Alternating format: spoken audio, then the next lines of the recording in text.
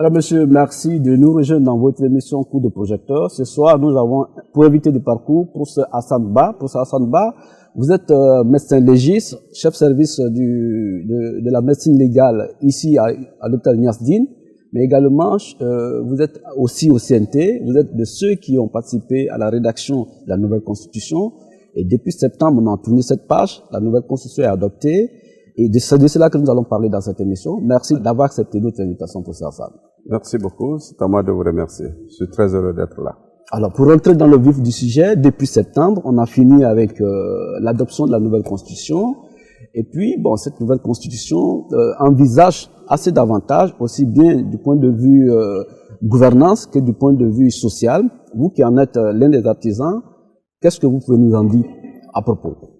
Je voudrais tout d'abord remercier M. Isidore pour l'invitation que vous avez bien voulu envoyer et me demander de venir parler de la nouvelle constitution. Et c'est pour moi un honneur de participer à cette émission. Et comme vous le dites, je suis médecin légiste, mais je suis le président de l'Ordre des médecins. C'est à ce titre d'ailleurs que je siège actuellement au niveau du CNT pour représenter l'institution ordinale qui est l'Ordre des médecins en ma qualité de président. Ceci étant dit, vous avez bien fait de rappeler que le CNT a été la cheville ouvrière, l'architecte même de la nouvelle constitution.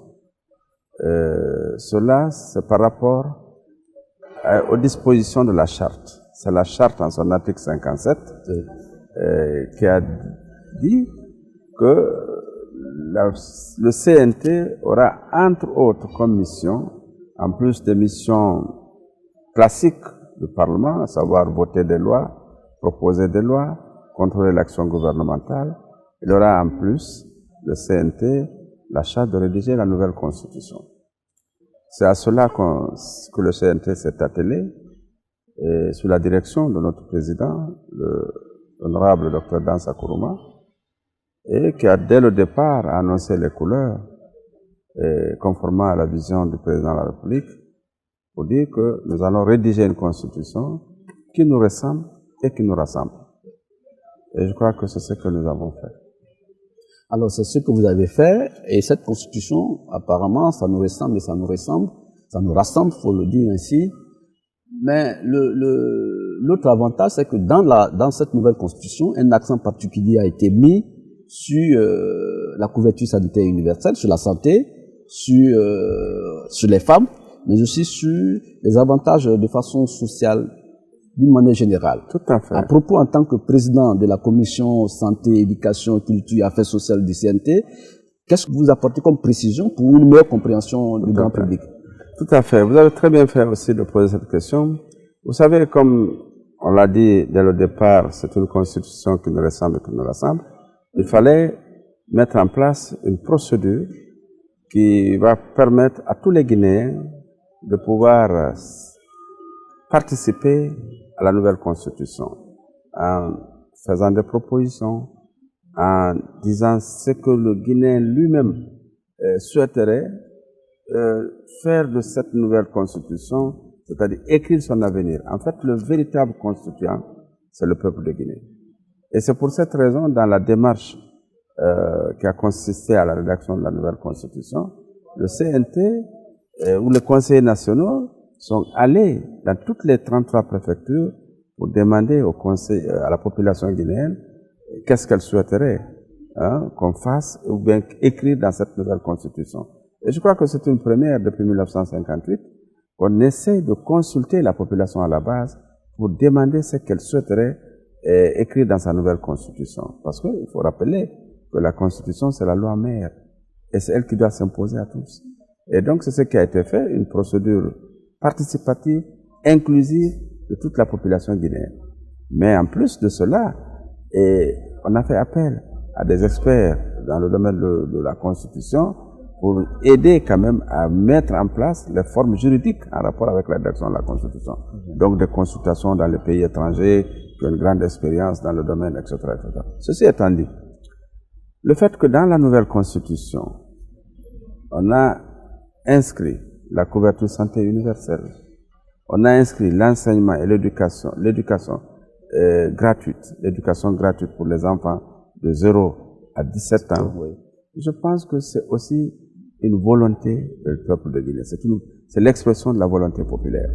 Ce sont les Guinéens qui nous ont dit qu'ils ont des problèmes d'accès aux soins de santé.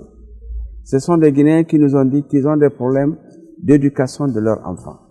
Donc c'est au vu de ces constats et vraiment de la demande de la population que le CNT a estimé à juste raison la meilleure façon de soulager la population, de soulager les demandes de la population par rapport aux problèmes de santé, c'est de mettre en place la couverture santé universelle qui va permettre non seulement de construire des hôpitaux, d'équiper ces hôpitaux, de former les médecins, et qu'il n'y ait plus de barrières financières à l'accès des médicaments, à l'accès aux soins de santé. Et je crois que c'est extrêmement important. Et par rapport à l'éducation des enfants, aujourd'hui on voit malheureusement beaucoup d'enfants qui ne vont pas à l'école.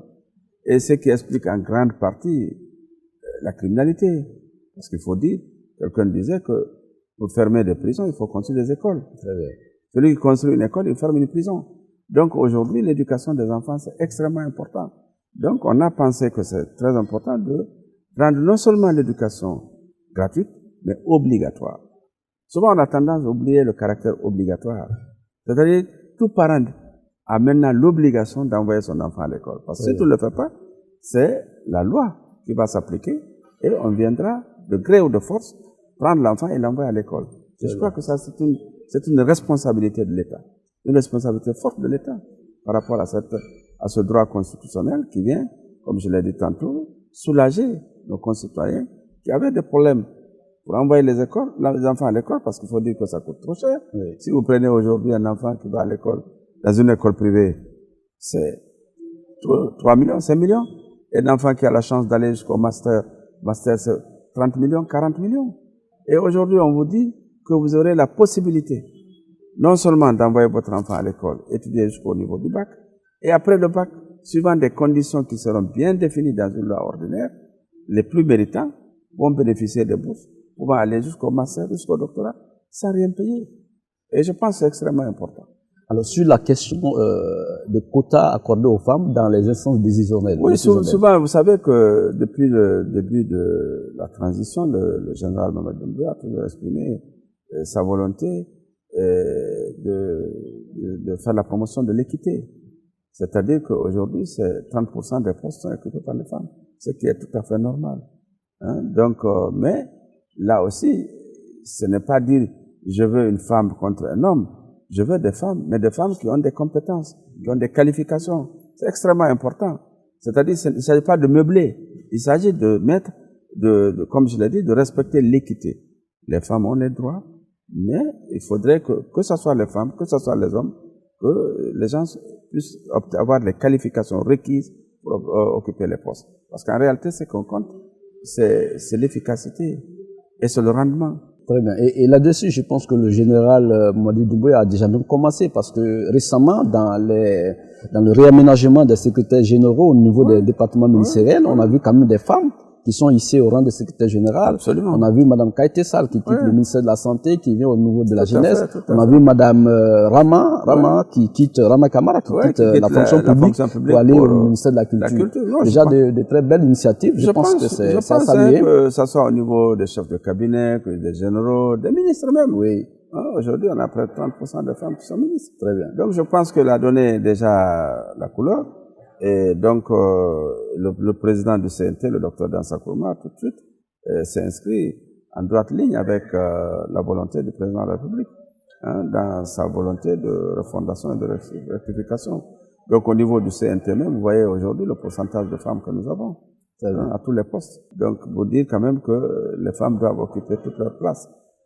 Alors, après l'adoption de la Constitution, de la nouvelle Constitution, apparemment, le CNT est toujours au travail pour élaborer les lois organiques qui seraient un lien entre la Constitution et l'aspiration même des conseillers que vous êtes et du gouvernement. Et alors, qu'est-ce que ça dit? Qu'est-ce que vous êtes en train de faire concrètement pour parler de loi organique?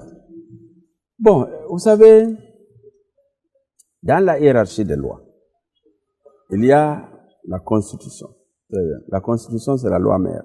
Elle est au-dessus de toutes les lois. Ou comme vous l'avez appelé, la loi fondamentale. Ça, c'est la Constitution. Après la Constitution, ce sont les lois organiques.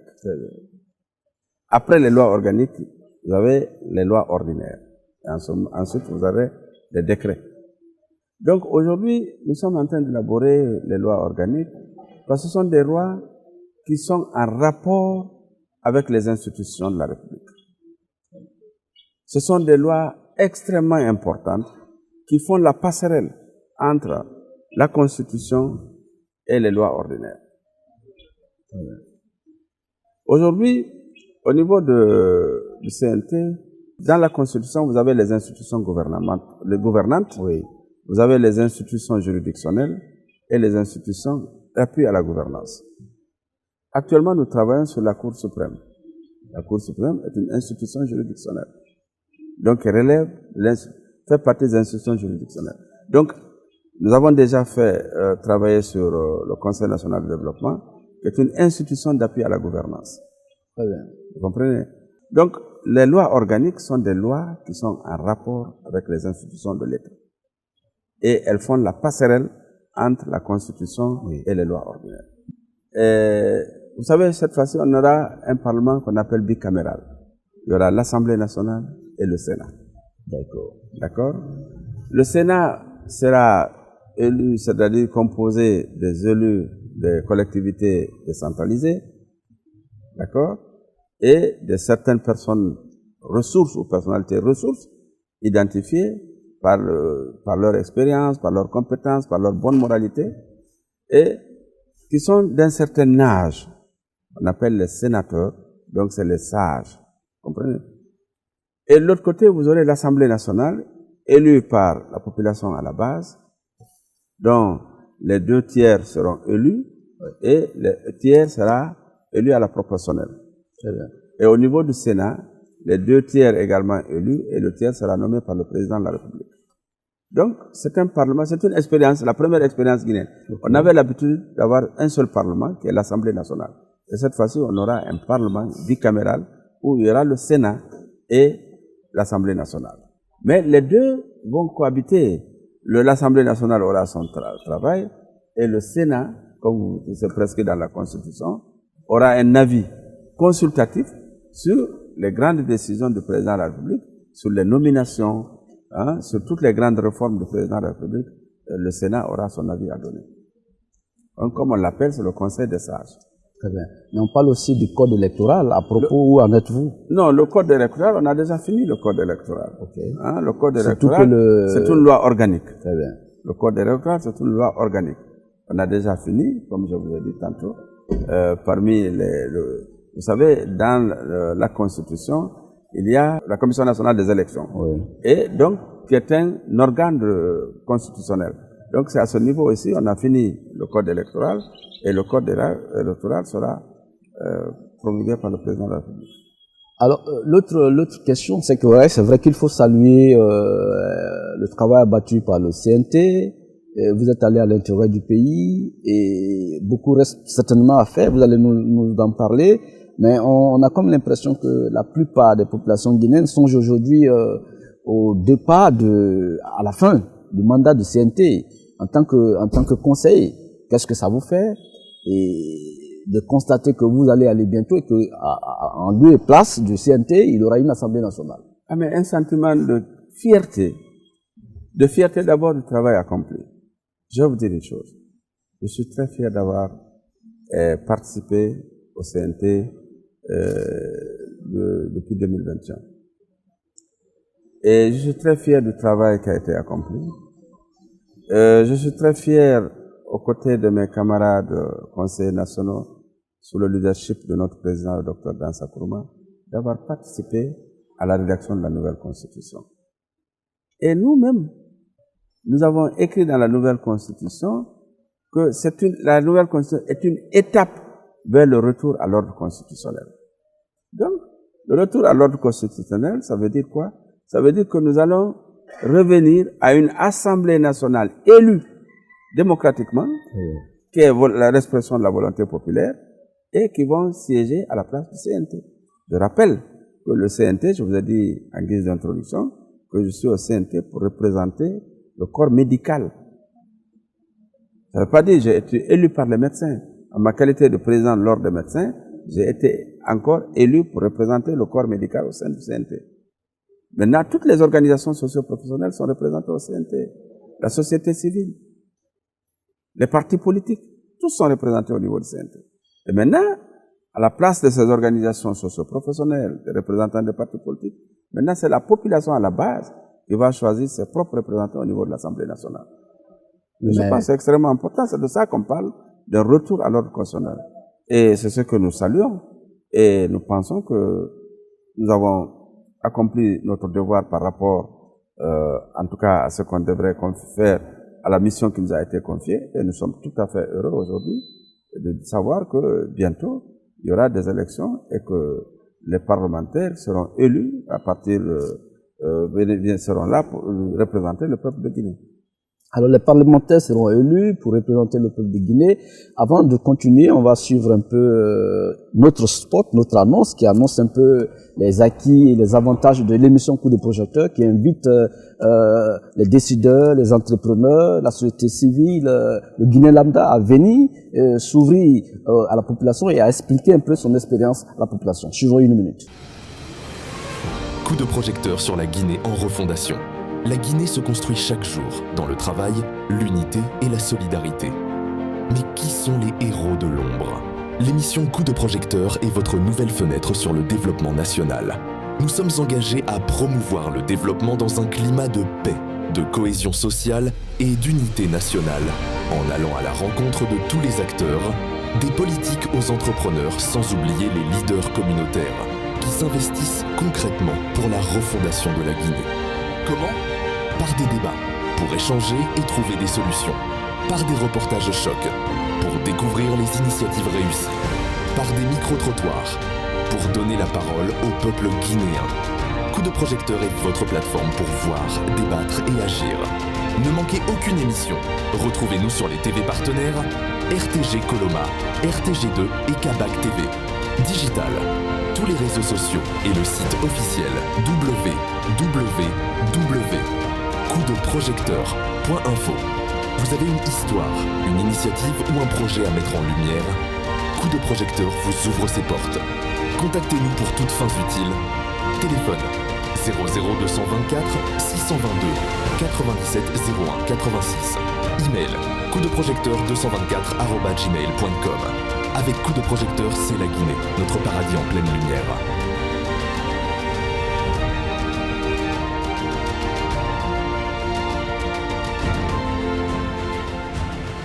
Alors, pour parler encore des acquis, parce que nous tirons quelque part vers la fin de cette émission, mais pour revenir un peu sur les acquis, on a comme l'impression que les populations à l'intérieur du pays que vous avez contactées par rapport aux acquis se sentent très satisfaites des avancées, aussi bien au niveau du CNT qu'au niveau des autorités. Est-ce que vous les avez entendus? Qu'est-ce qu'ils disent aussi bien des autorités que du CNT?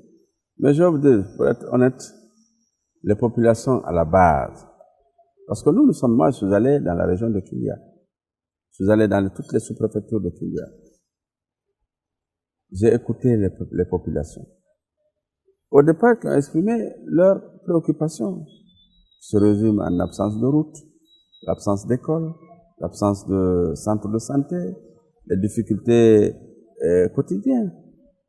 Mais lorsque je suis reparti et présenté la nouvelle constitution avec tout ce qu'il y a à l'intérieur dans cette constitution, qui est des éléments qui sont favorables au développement local de ces populations, et je vous assure, j'ai senti un soulagement. Le seul problème aujourd'hui, c'est qu'on souhaite que les dispositions de la nouvelle constitution soient appliquées. Et toutes les recommandations qui sont issues, en tout cas des populations inscrites dans au sein de la constitution, que ces recommandations soient prises en compte et appliquées. Je pense que c'est une relation de confiance. Aujourd'hui, le peuple a confiance au gouvernement qui est en place. Ils ont confiance au président de la République. Ils ont confiance aux institutions. Et c'est extrêmement important. Parce que sans la confiance, il ne peut pas y avoir de développement. Il faudrait dans un premier... On ne peut pas tout satisfaire en un clin d'œil. Mais à partir du moment où il y a la relation de confiance entre les autorités et le peuple, je crois que c'est la partie la plus importante.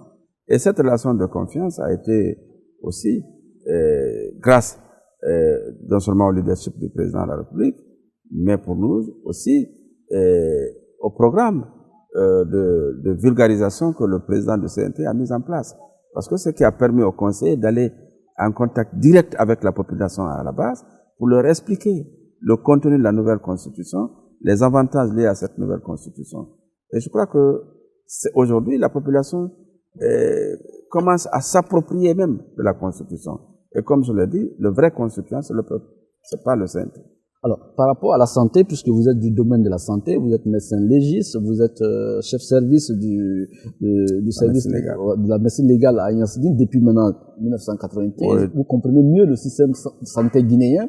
Aujourd'hui, c'est vrai que l'État a fait assez d'efforts par la construction des infrastructures, aussi bien à Conakry qu'à l'intérieur du pays. Mais quand on parle de santé universelle, couverture santé universelle, la gratuité dont il est question, comment expliquez-vous cela pour le citoyen lambda qui voudrait mieux comprendre? C'est-à-dire que il n'y a pas de santé gratuite. Il y a toujours un tiers payant. Très bien. Il y a toujours quelqu'un. La santé a un coût. Il y a toujours quelqu'un qui paye. Alors, ce que nous avons voulu, à travers la CSU, c'est de mettre un système pouvant permettre une répartition équitable de nos richesses. C'est de mettre un système pouvant permettre un nivellement pour que les plus riches payent pour les plus pauvres, pour que chacun, en fonction de son revenu, puisse payer une cotisation afin que l'État, qui paye la majorité des cotisations, puisse assurer une santé pour tous les citoyens guinéens. Autrement dit, si on dit la santé elle est gratuite, lorsqu'on va mettre en place la CSU, actuellement nous travaillons sur un forum d'ailleurs que nous comptons organiser sur le financement de la CSU en Guinée, parce qu'il faut rappeler que la Guinée est le premier pays au monde à avoir inscrit la couverture santé universelle dans sa constitution, dans la loi mère. Alors, on va identifier en fonction du niveau, en fonction des revenus des citoyens, sa part de cotisation au niveau de la couverture santé universelle. Il y aura la cotisation individuelle, la cotisation syndicale et la cotisation patronale. Très bien. Donc l'État va payer une partie, les citoyens guinéens en fonction de leurs revenus, ils vont payer. Moi je suis médecin, je ne vais pas payer le même montant, je pense qu'un électricien. Peut-être que je vais payer plus cher, l'électricien également. Et même nos paysans, même on peut récupérer les récoltes, on peut payer la mutuelle ou la couverture santé universelle en nature. Et il appartiendra à l'État de convertir ça en monnaie pour pouvoir alimenter la cotisation au niveau de la CSE. Donc je crois que c'est un mécanisme qu'on va bien mettre en place et pour permettre, comme je l'ai dit tantôt, à ce que personne ne soit laissé sur le carreau. Les médicaments coûtent cher et les médicaments seront pris en charge. L'exemple aujourd'hui, c'est la Caisse nationale de prévoyance sociale. Vous voyez un peu comment ça marche au niveau des fonctionnaires de l'État. Les fonctionnaires sont pris en charge à 80%. Tu es un fonctionnaire de l'État en activité ou à la retraite, tu es malade, tu viens dans un hôpital, tu ne payes que les 20%. Les 80% sont pris en charge par la Caisse nationale de prévoyance sociale. Je crois qu'on a déjà un exemple pour montrer aujourd'hui que nous pouvons vraiment aller vers la CSU. Je rappelle que la CSU est au-dessus de la couverture maladie universelle. Vous comprenez? Donc je pense que tous les mécanismes seront mis en place pour essayer d'étudier comment est-ce qu'il faut vraiment impliquer tous les Guinéens, que chacun paye en fonction de son revenu, et surtout les indigents. Il y a des indigents, des gens qui n'ont rien. Et ces indigents seront pris en charge à 100% par l'État guinéen. Et c'est ce qui certainement nous fait cotiser à la Caisse nationale de sécurité sociale et à la Caisse nationale de prévoyance sociale. Oui, vous cotisez à la Caisse nationale de sécurité sociale. D'abord, ce sont des cotisations obligatoires. Les cotisations à la Caisse la Caisse nationale de sécurité, c'est pour les travailleurs privés. Et la Caisse nationale de prévoyance sociale, c'est pour les travailleurs de l'État. Et ce sont des cotisations obligatoires. Vous payez cette cotisation, c'est pour qu'on puisse couvrir en cas de soins de santé en cas de maladie.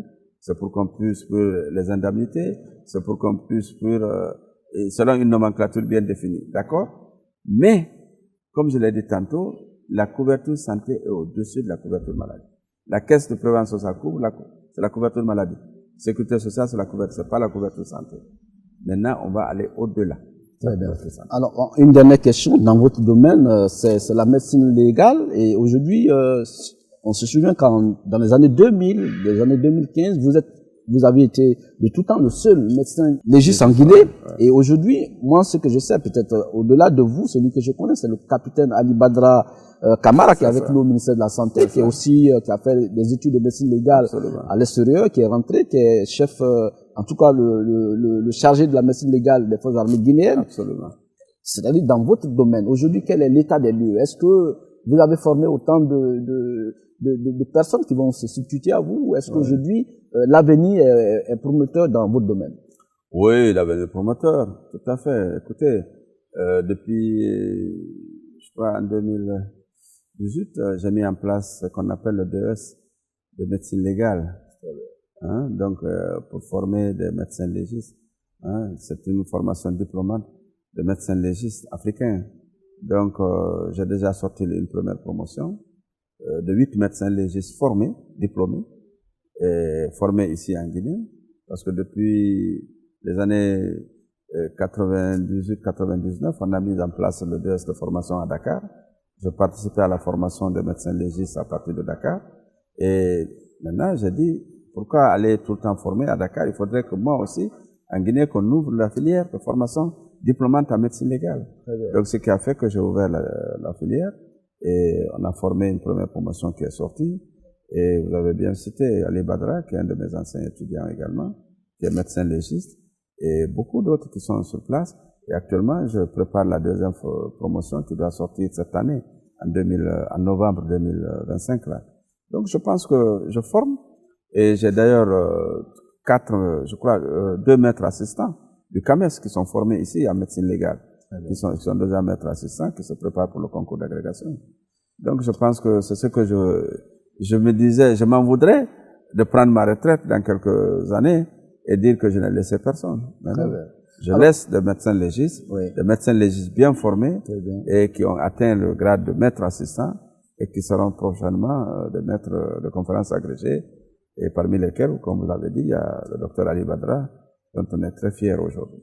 Très bien. Et pour ça, nous avons parlé de la nouvelle constitution, on a parlé des lois organiques, on a parlé de la Cour constitutionnelle, du Sénat. Merci de nous avoir éclairé un peu là-dessus. Alors, pour finir, le mot du conseiller que vous êtes, l'appel du conseiller à la nation, aux autorités, à la population, à la société civile, pour que chacun, de son côté, participe activement au renforcement de la quiétude sociale, mais aussi au renforcement de la refondation, aux actions de refondation que posent déjà les autorités, le président général Mamadi Doumbouya et son équipe. Moi, je dirais que c'est d'abord une relation de confiance. Il faut avoir confiance. Tous les éléments sont réunis aujourd'hui pour qu'on fasse confiance au président de la République, le général Mamadi Doumbouya. Et ce qui est écrit dans la nouvelle constitution, ce n'est pas fait pour une personne. Ce n'est pas fait pour le docteur Dansa, ce n'est pas fait pour le général Mamadi Doumbouya. C'est pour le peuple de Guinée. C'est pour nous.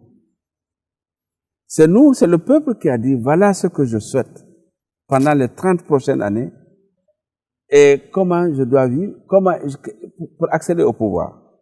C'est le peuple qui a dit. La candidature indépendante, c'est le peuple qui a choisi. La durée du mandat, c'est le peuple, hein, contrairement à tout ce qu'on peut penser. Donc, c'est le peuple qui a dit, voilà ce que je souhaite. Et c'est ce que nous avons mis sur un document qu'on a appelé la loi constitutionnelle. La constitution qu'on appelle la loi mère. Et donc, la démocratie, c'est la loi du peuple. Et c'est la loi du peuple. Oui. Je pense qu'il faut faire confiance à nos institutions. Il faut faire confiance à ce qu'on a écrit dans la nouvelle constitution, qui est favorable, qui est bénéfique pour notre pays. C'est pour nous. Et le constituant, je l'ai dit tantôt, c'est le peuple de Guinée. C'est vous qui avez écrit. Vous avez demandé aux honorables conseillers, voilà ce que vous voulez. C'est ce que nous avons écrit et on est allé vous présenter. Donc je pense qu'aujourd'hui, ce pays a un bel avenir, à condition qu'on se fasse confiance et qu'on se mette au travail. Oui. Toutes les conditions sont créées pour qu'on puisse se mettre au travail. La Guinée est un pays très riche. On a un grand potentiel. Regardez, aujourd'hui, on parle de Simandou.